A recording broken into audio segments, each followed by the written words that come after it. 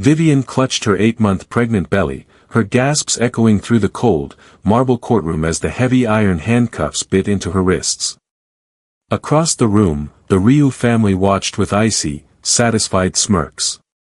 They hadn't just kicked her out of their mansion, they had framed her for the $50 million theft of the Phoenix Seal, a crime that would ensure she gave birth behind bars. "She's nothing but a common thief who seduced my son," the matriarch hissed, her voice dripping with venom. The judge's gavel was mid-air, seconds away from destroying Vivian's life forever, when the heavy oak doors were blown off their hinges. The temperature in the room plummeted. A man in a razor-sharp charcoal suit stepped through the smoke, his eyes burning with a deadly, cold fury that made the armed guards drop their weapons in terror. It was Ryu Daikale. The man the world thought was a missing consultant, but whom the underworld knew as the most feared Korean Mafia boss in the Seoul Syndicate. He didn't look at the judge. He didn't look at the police. His eyes were locked on his trembling wife. As he walked toward the bench, he whispered a sentence that turned the Ryu family's blood to ice. "I told you to protect my queen, now, I'm here to collect your souls." The nightmare didn't start in the courtroom, it started the moment the plane touched down in Seoul. Vivian was a world-class violinist, a woman who could make a stone cry with 4 strings and a bow. But to the Ryu family, she was nothing more than an unwanted guest who had stolen their golden son, Ryu Daikale. Daikale had always been a mystery. He was a man of few words and long business trips. When they found out Vivian was pregnant, he insisted she move to the family estate in Korea for her safety. "I have to settle a crisis in the syndicate," he had whispered, kissing her forehead before vanishing into the night. That was 6 months ago. Since then, his phone had been dead, and Vivian was left alone in a house that felt more like a prison. Every morning, the matriarch, Madame Ryu, would sit at the long marble dining table. She never looked Vivian in the eye. A girl from the streets of London, playing a wooden box for pennies, Madame Ryu would sneer, her voice like broken glass. "You think my son truly loves you? You are just a temporary distraction.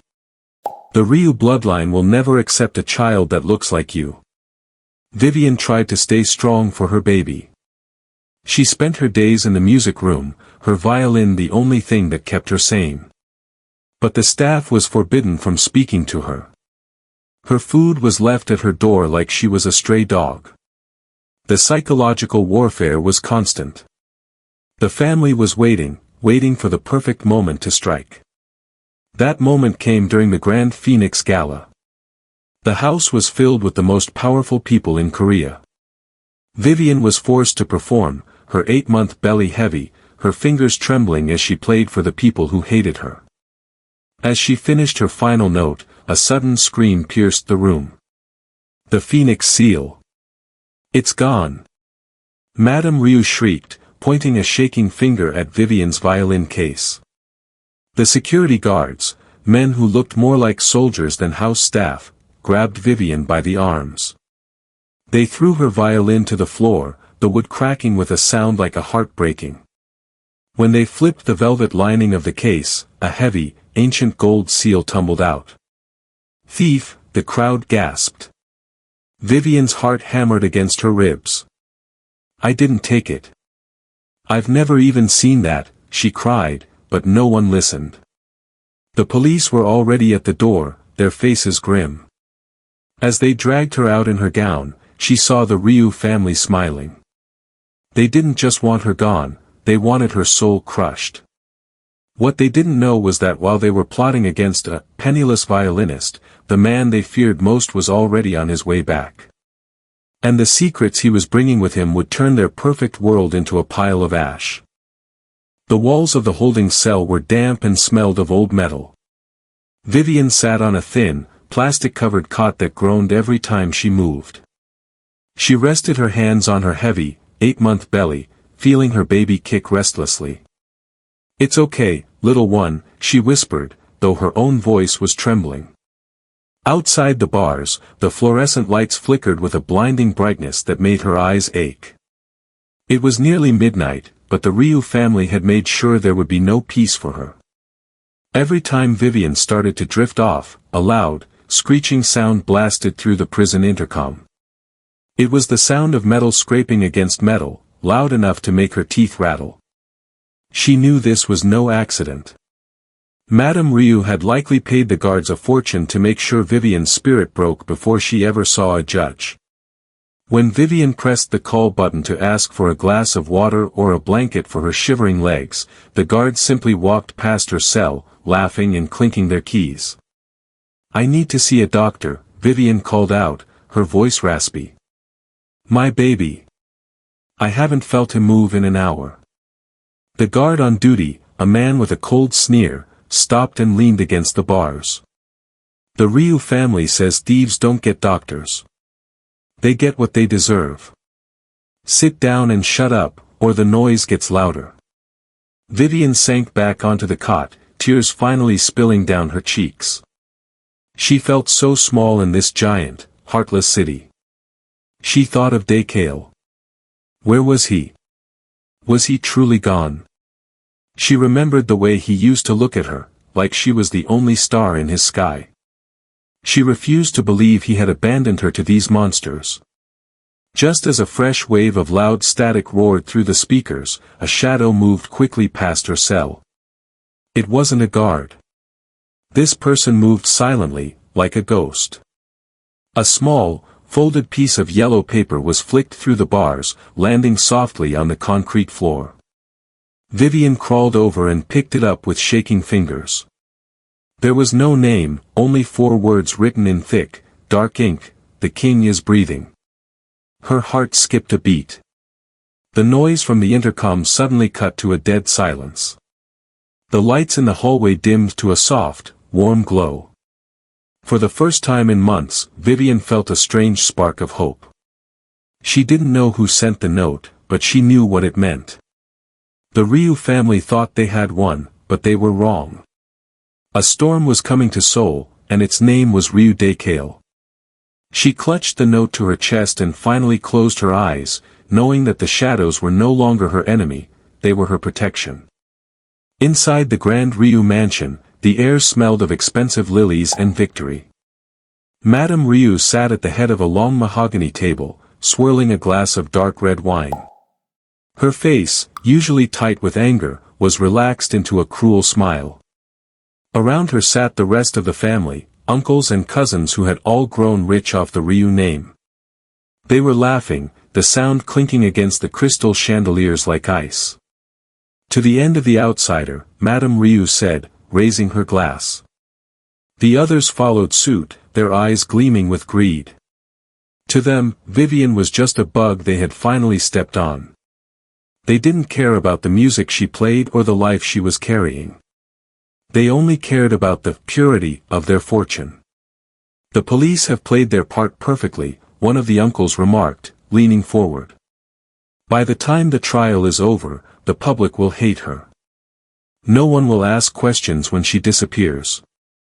Madame Ryu's smile sharpened. This was the true plan. They didn't just want Vivian in jail for theft, they wanted her gone forever. "The moment that child is born, it will be brought here," she whispered, her voice cold and hungry.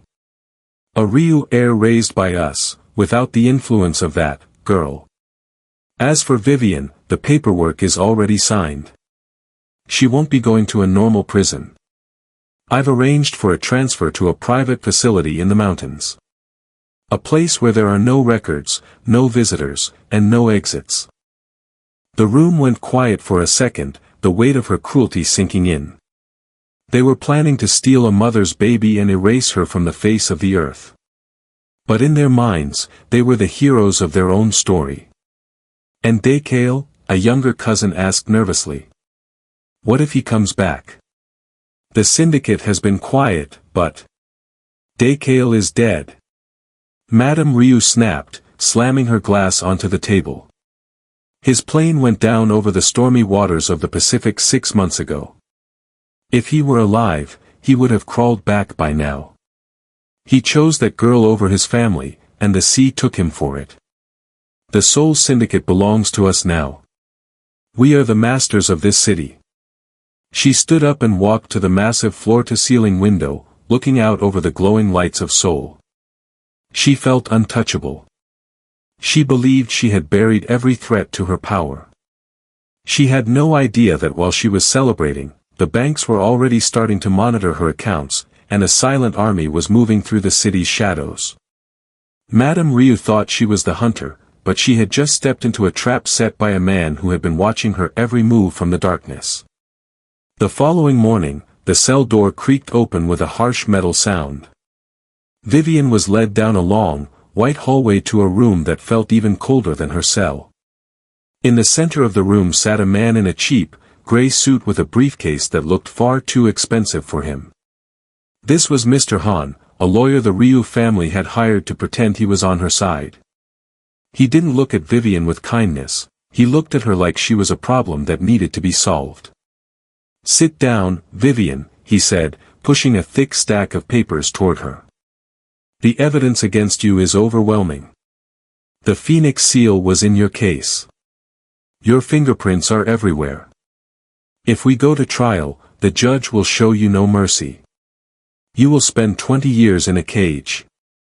Vivian's heart raced, but she kept her voice steady. "I didn't do it. You know I didn't do it." Mr. Han leaned in, his eyes narrowing. "It doesn't matter what I know. It matters what can be proven. But, the Ryu family is feeling generous. If you sign this confession right now, they will let you have a shorter sentence. You can give birth in a private hospital." He paused, his voice turning into a dark whisper. "However, there is one condition. You must sign away all your parental rights. The baby stays with the Ryus. You walk away into a quiet prison and never look back." Vivian felt as if the air had been sucked out of the room. They wanted her to give up her child before he was even born. She looked at the pen on the table. It felt like a weapon pointed at her heart. "And if I don't sign?" she asked, her voice trembling. Mr. Han's face turned into a mask of stone. "If you refuse, you will be moved to the high-security ward today. It's a place for the most dangerous criminals. There are no soft beds there, Vivian. No quiet. You will give birth on a concrete floor with guards watching you. And they will still take the baby the moment he cries." Vivian looked down at her stomach. She felt a small, soft kick, a reminder that she wasn't alone. For a second, she felt broken, ready to give up just to stop the pain. But then, she remembered the note from the night before. "The king is breathing." If Daekael was alive, he was coming for them. And if he was coming, she had to be a queen, not a victim. She looked Mr. Han directly in the eye and pushed the papers away. "No," she said, her voice stronger than it had been since the arrest. "I will not sign a lie. I am not a thief, and I am not giving you my son.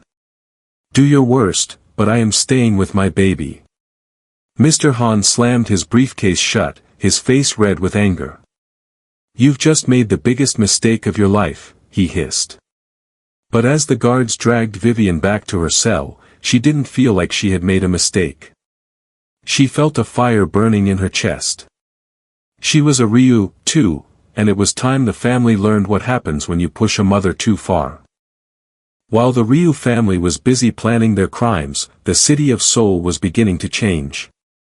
It started in the dark alleys and the high-tech glass towers that overlooked the river. A strange, heavy silence fell over the streets. People who lived in the shadows, the street informants, the hackers, and the dockworkers, all stopped what they were doing. A whisper was traveling through the city like a wildfire, the ghost of Seoul had returned. At the headquarters of the city's largest bank, a young clerk stared at his computer screen in shock. He tried to process a routine transfer for Madame Ryu, but a giant red, "access denied," message flashed across his monitor. Within minutes, every single bank account tied to the Ryu name was frozen. It wasn't the police or the government doing it. It was a high-level digital strike from an untraceable source.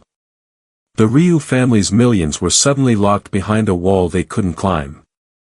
In the district where the courthouse stood, the air felt thick with tension.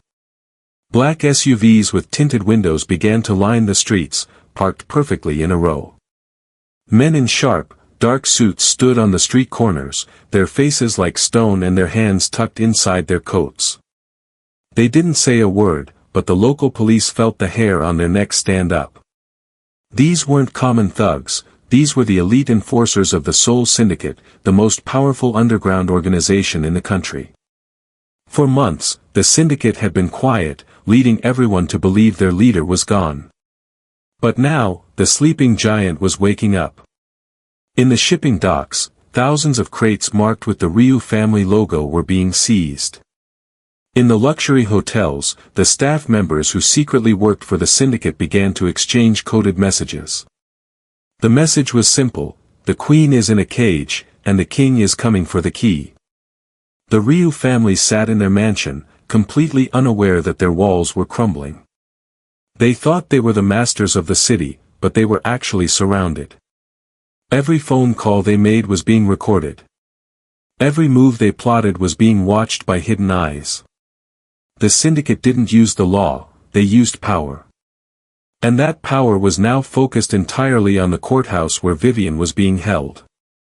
The city felt like a rubber band stretched to its breaking point, waiting for the one person who could snap it. The Seoul Syndicate wasn't just stirring, it was preparing for war. The morning of the trial arrived with a gray, heavy sky that seemed to match the mood of the city.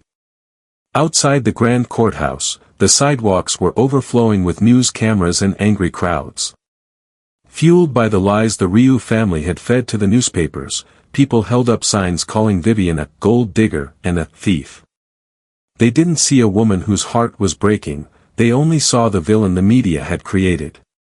A fleet of black luxury cars pulled up to the curb, and the crowd went silent in awe. Madame Ryu stepped out first, draped in a coat that cost more than most people made in a year. She walked with her head held high, looking like royalty entering her palace. Her relatives followed behind her, wearing expensive jewelry and smug expressions. They stopped to give short interviews, pretending to be the victims of a woman they had welcomed into their home out of the kindness of their hearts. Inside the courtroom, the air was stuffy and smelled of old paper and polished wood. The gallery was packed with socialites and reporters, all whispering and pointing.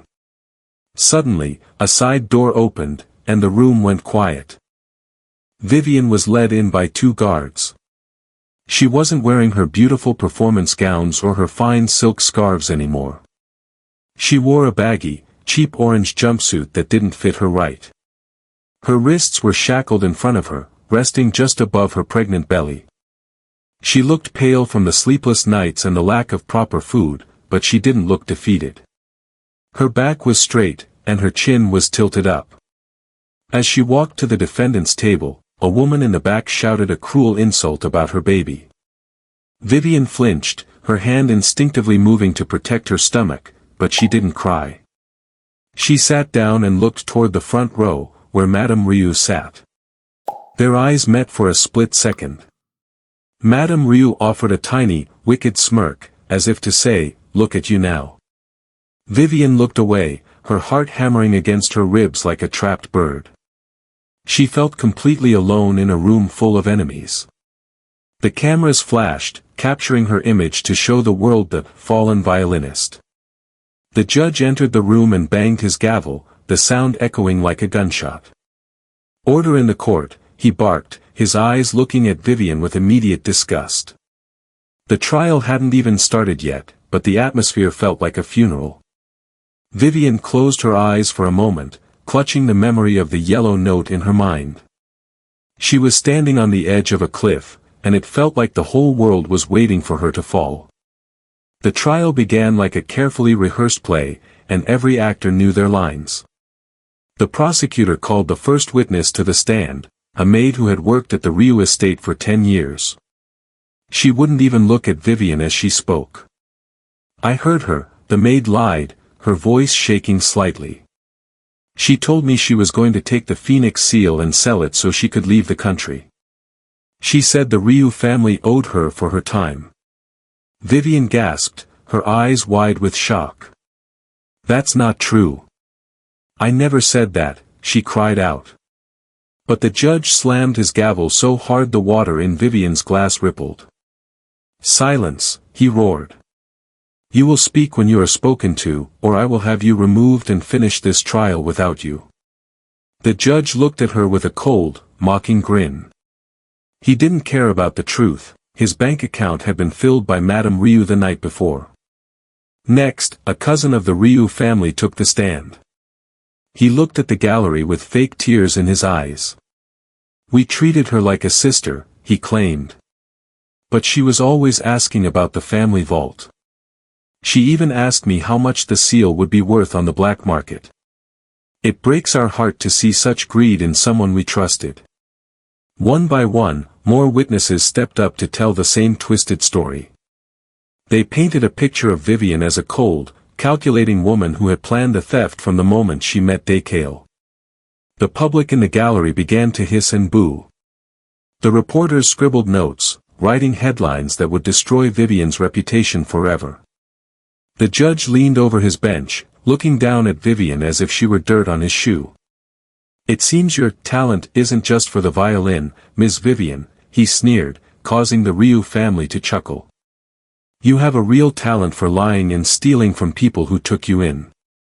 Do you have anything to say for yourself, or should I just move straight to the sentencing? Vivian felt a heavy weight in her chest. Every word they said was a brick building a wall around her. She looked at the Ryu family in the front row. They were leaning back, enjoying the show.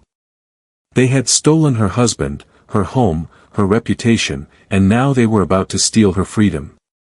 This was the lowest she had ever been. She felt a sharp pain in her stomach and leaned forward, clutching her belly. She was exhausted, humiliated, and alone. It felt like the darkness had finally won, and there was no one left to save her. The judge stood up, his face twisted into a cruel mask. He picked up his wooden gavel, ready to deliver a sentence that would bury Vivian forever. Vivian, for the crime of high theft and betrayal of the Ryu family, I hereby sentence you to. Before the final word could leave his lips, a deep, bone-shaking vibration rumbled through the floor. It wasn't an earthquake, it felt like a giant heartbeat thumping underneath the building. The heavy crystal chandeliers overhead began to dance and rattle. Suddenly, with a sharp pop, the power cut out. The courtroom was plunged into a terrifying, pitch-black silence. The gallery erupted in screams. Vivian sat frozen, her hands over her stomach, feeling the air in the room grow heavy and cold. For 3 long seconds, time seemed to stop. Then, the emergency lights flickered to life, glowing a ghostly, dim red. A massive explosion of sound rocked the room. The grand oak doors at the back of the courtroom, doors that were 10 inches thick, didn't just open, they were blasted off their hinges. Pieces of wood flew through the air as the heavy frames slammed onto the marble floor with a sound like thunder. Smoke and dust swirled in the hallway, and the armed guards at the entrance were tossed aside like ragdolls by a force they couldn't see. Out of the white smoke, a single figure emerged. The room went deathly quiet.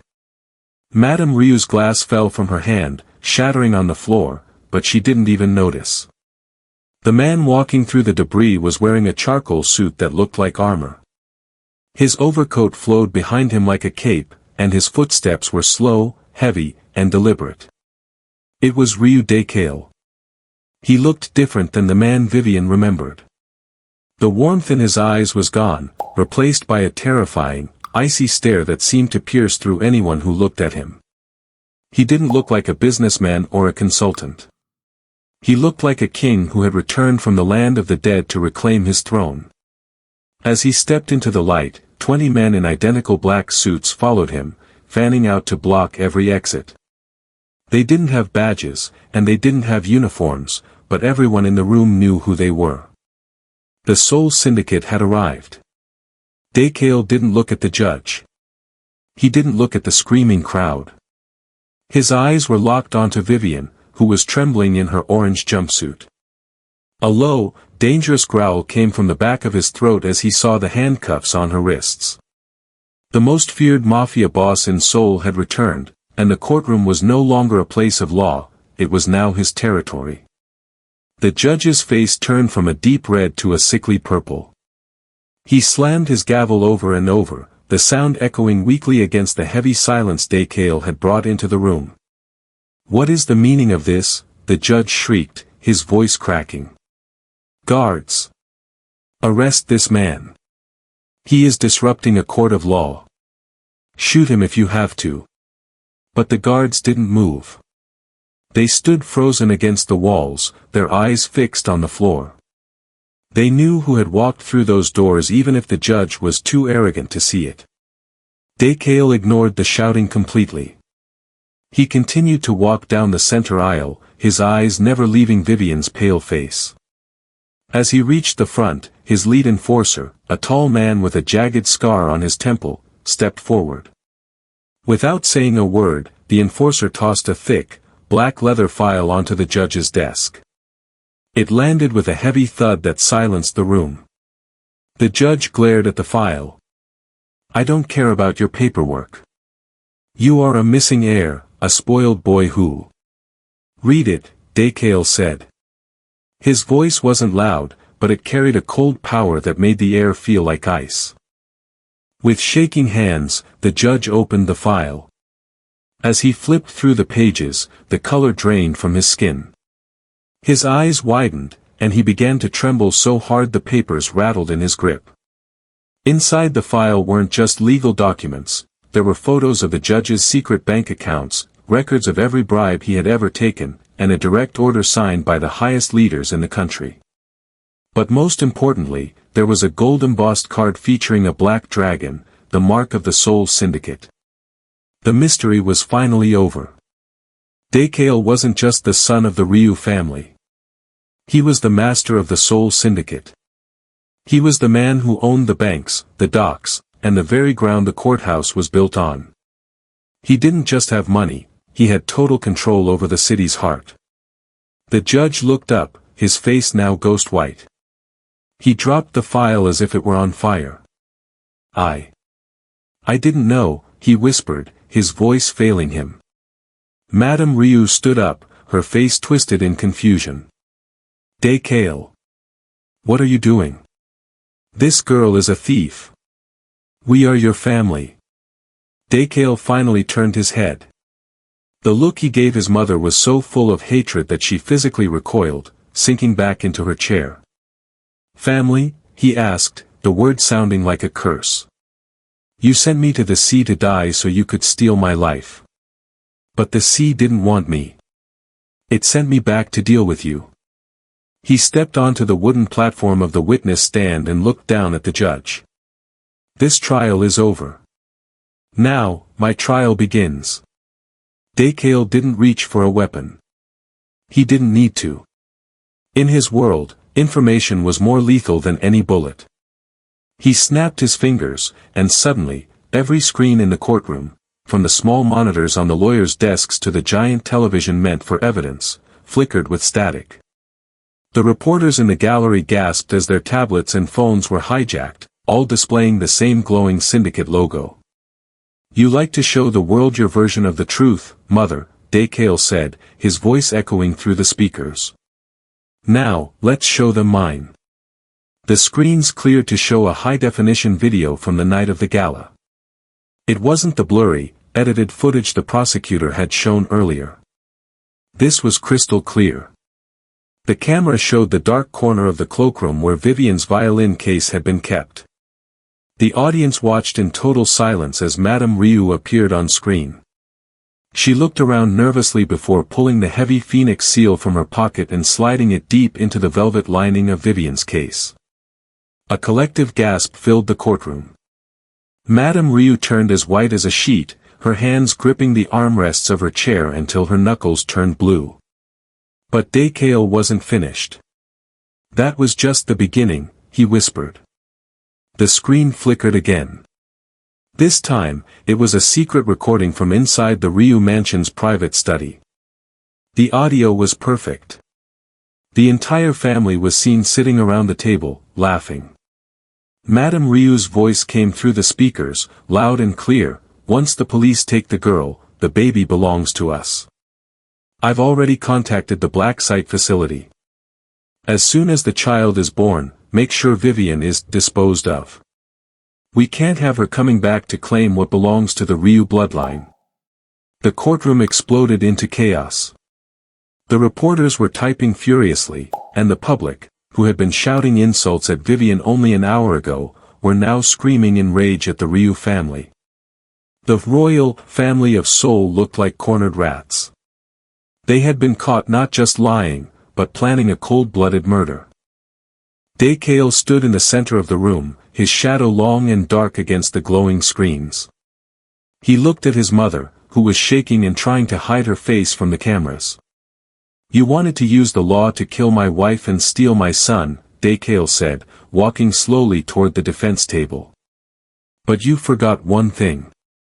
I don't follow the law. I am the man who decides who lives and who disappears in this city. And today, I've decided your time is up." The silence that followed the video was heavier than the explosion that had cleared the doors. Madame Ryu tried to stand, her mouth opening and closing like a fish out of water, but her legs gave way. At that exact moment, every phone in the Ryu family's section began to chirp and buzz with urgent notifications. One by one, the uncles and cousins pulled out their devices, their faces turning from pale to a ghostly gray. "What is this?" one uncle shrieked, staring at his screen. "My accounts, they're empty. Everything is gone." Dae-kail didn't even look at them. He stood with his arms crossed, his voice calm and cold as it filled the room. "The Ryu name used to mean power," he said. "But that power was built on debt and secrets. Over the last 6 months, while you thought I was gone, I didn't just watch you. I bought you. Every loan, every mortgage, and every cent you borrowed to fund your luxury lives now belongs to the Seoul Syndicate." He snapped his fingers, and a giant graph appeared on the courtroom screens. It showed the Ryu family's fortune dropping to zero in real time. "As of 10 seconds ago, you own nothing," Dae-kail continued. "The mansion, the cars, even the jewelry you are wearing, it all belongs to me. You aren't just criminals, you are beggars." Panic erupted in the Ryu seating area. The cousins began to argue and blame each other, but the chaos was cut short by the sound of heavy boots. A new group of officers marched into the room. They weren't the local police who had been pushed around earlier. These men wore the gold badges of internal affairs. They were the only unit in the city Dae-kail hadn't put on his payroll, because he knew they were the only ones honest enough to put his family in real chains. "Madame Ryu, you are under arrest for conspiracy to commit murder, evidence tampering, and financial fraud," the lead officer declared. He didn't wait for her to answer. He pulled her arms behind her back and clicked the metal handcuffs into place. The same sound that had haunted Vivian in her cell now echoed for the woman who had put her there. The rest of the racist relatives were rounded up like cattle. They shouted and begged, but the officers showed no mercy. They were being dragged away in front of the same news cameras they had used to shame Vivian. The empire they had spent decades building had turned to dust in less than 5 minutes. As they were led out of the room, Dae-kail finally stepped toward the defense table. The trash had been cleared away, now, it was time for the king to claim his queen. The courtroom was a whirlwind of shouting lawyers and clicking handcuffs, but for Ryu Dae-kail, the rest of the world had ceased to exist. He stepped over a fallen chair, his eyes fixed solely on the small, trembling woman in the orange jumpsuit. The terrifying mafia boss, the man who had just dismantled a multi-million-dollar empire with a snap of his fingers, suddenly looked like he was struggling to breathe. Vivian watched him approach through a blur of hot tears.